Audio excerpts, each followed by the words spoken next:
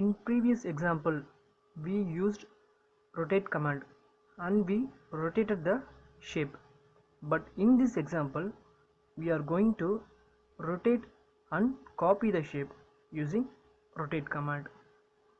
To activate rotate command, I am going to click rotate icon in the ribbon.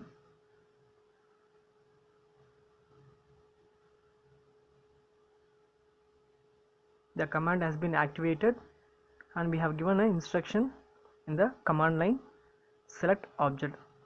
I am going to select the required object using window closing method, or we can select the shape individually. After selecting the shape, give enter. Now the instruction gives like specify base point.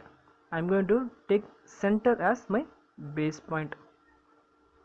Before giving angle difference, I am going to click copy option, then I am going to give angle difference of 180 and enter.